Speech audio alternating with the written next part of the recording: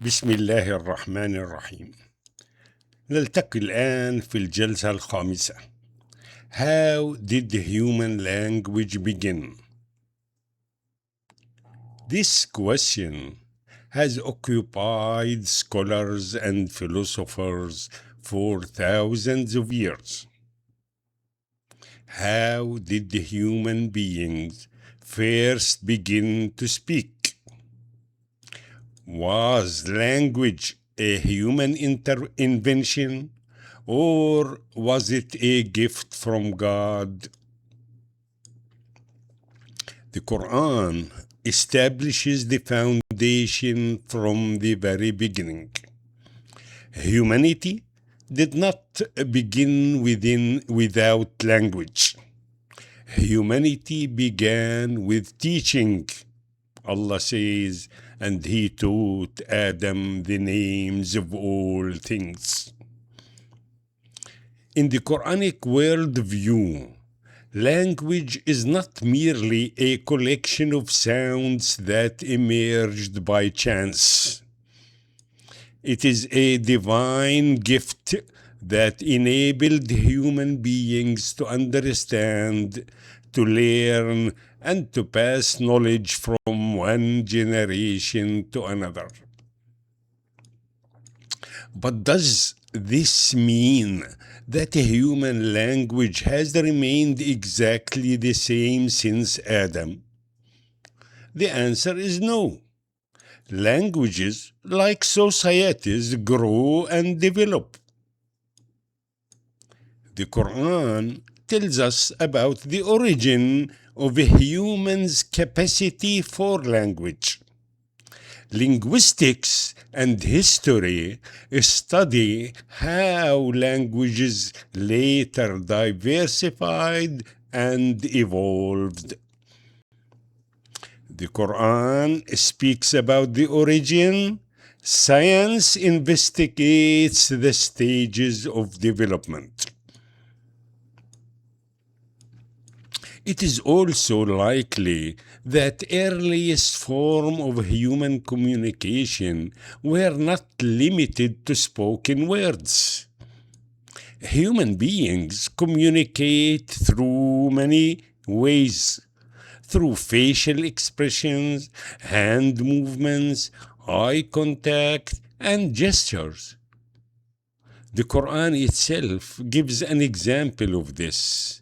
When Allah instructed the Prophet Zechariah not to speak to the people for 3 days, the Quran tells us, then he came out to his people from the sanctuary and signaled to them that they should glorify Allah morning and evening.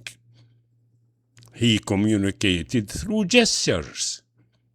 Likewise, when Mary returned to her people after the birth of Jesus, she did not answer their accusations with words.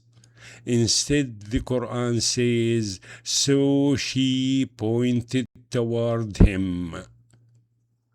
Her gesture itself communicated a message. These examples remind us that gestures are also a language that people naturally understand. But gestures alone cannot build a civilization. Civilization requires words. Words require language.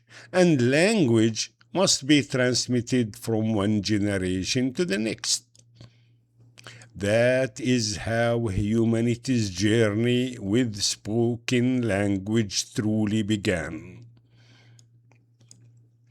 As thousands of years passed, people spread across the earth, settled in different environments, became separated by distance, and gradually their languages changed.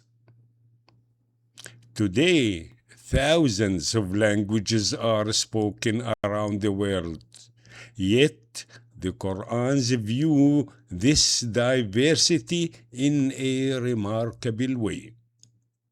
Allah says, and among His signs is the creation of heavens and the earth and the diversity of your languages and your colors. Reflect on that.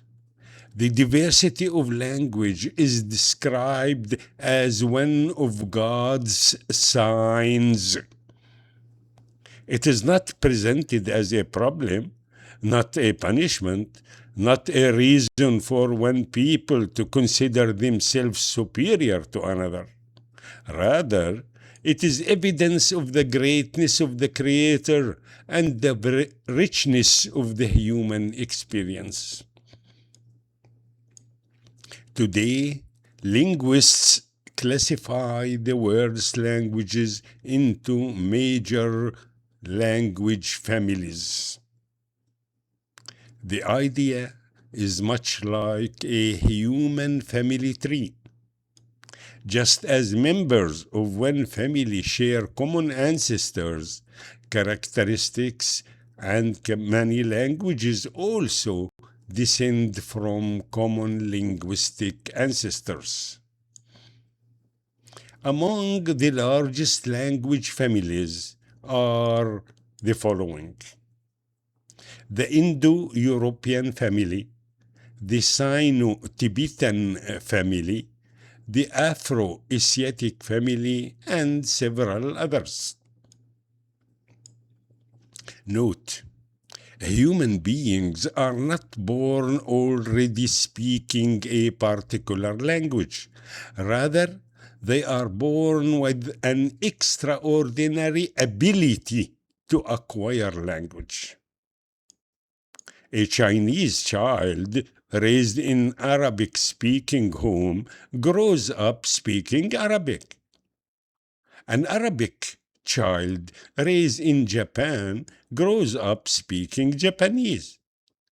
This tells us that God has endowed every human being with a unique capacity, the ability to learn whatever language is spoken in the environment in which they grew up.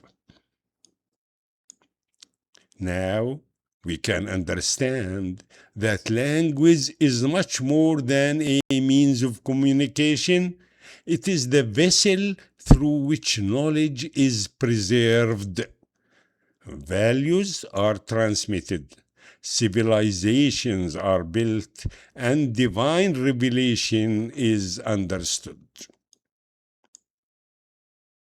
Then the question arises: how did the world's languages branch out?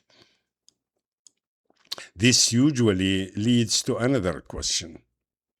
If all human beings are descendants of Adam, why there are thousands of different languages spoken across the world today? Did humanity originally speak one language that later diversified? Or did different languages emerge independently from the beginning? The Quran does not answer this question directly. Instead, it leaves room for human inquiry, research, and discovery. That is why linguists have developed the past 2 centuries and devoted themselves for studying the history and relationships of world's languages. As they compared languages, scholars noticed remarkable patterns. Many languages share similar words. They share similar grammatical structures and similar sounds. These observations made it possible to classify languages much as we classify human families. Just as members of one family share common ancestors, Many languages also descend from earlier ancestral languages. Today, linguists group the world's languages into several major language families. One of the largest is the Indo-European family. It includes French, English, German, Spanish, Russian, and many other languages spoken across Europe and parts of Asia. Another major family is the Sino-Tibetan family, which includes Chinese and many languages of East Asia. There is also the Negro-Congo family, spoken throughout much of sub-Saharan Africa, and also the Austronesian family, which stretches from Indonesia to Malaysia to the Philippines and across thousands of islands throughout the Pacific Ocean. But the language family that concerns us most in this series is the Afro-Asiatic family. Why? Because it includes one particularly important branch, the Semitic languages. Among the Semitic languages are Akkadian, Aramic, Hebrew, and Arabic. It is important, however, to understand what linguists mean when they say the languages belong to the same family. They simply mean that these languages share historical relationships, just as members of the same human family share common ancestors. Here we return once again to the Quran. It says, "And among his signs is the creation of heavens and earth, and the diversity of your languages and your colors. Indeed, in that are signs for those who possess knowledge." Notice what the verse does and does not tell us. It does not tell us how many languages exist. It does not list their names, nor does it explain when each language appeared. Instead, it gives us a much deeper truth. The diversity of languages is part of the order established by God. Diversity is not disorder, it is design. It is not a cause for conflict, it is an invitation to mutual understanding. In the Quran it says, "O mankind, we created you from a male and female and made you into nations and tribes so that you may come to know one another."